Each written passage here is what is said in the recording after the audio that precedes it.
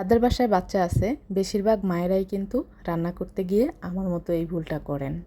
রান্না করার সময় এখন কম বেশি সব জায়গায় গ্যাসের সমস্যা হচ্ছে, আর এই সমস্যার সম্মুখীন আমিও হচ্ছি। বাচ্চাদেরকে নিয়ে স্কুল থেকে দুপুরবেলা বাসায় ফিরে দেখি বেশিরভাগ সময় গ্যাস থাকে না, আর সেই সময় আমি ঝটপট করে বাচ্চাদের জন্য এবং নিজেদের জন্য এই খিচুড়িটা রান্না করি। খিচুড়ি রান্না করার জন্য এখানে আমি 1 কাপ চাল নিয়েছি। এখানে ভাত রান্না করার রেগুলার চালটাও নেওয়া যাবে। আর হাফ কাপ পরিমাণ মুগ ডাল নিয়েছি। 2টা মাঝারি সাইজের আলু আমি কিউব করে এটাকে কেটে দিয়ে দিচ্ছি। এখন আমি এই উপাদানগুলো একসাথে ভালোভাবে ধুয়ে নিয়েছি। এখন আমি এতে অ্যাড করে দিচ্ছি হাফ চামচ পরিমাণ আদা বাটা, হাফ চামচ পরিমাণ রসুন বাটা এবং পরিমাণ মতো লবণ।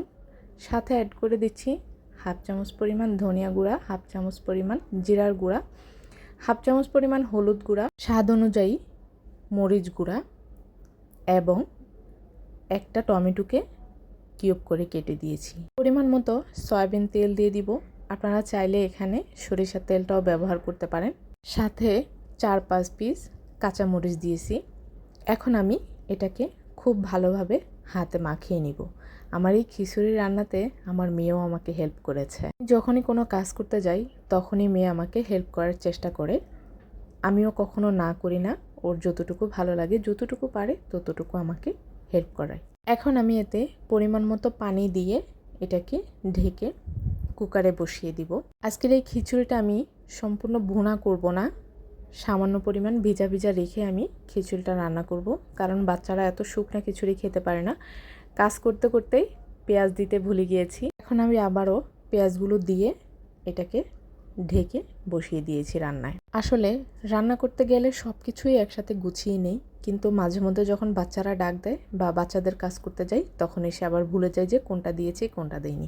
আমি মনে করি যাদের বাসায় বাচ্চা আছে প্রতিটা মায়েরই এই সমস্যাটা হয়ে থাকে।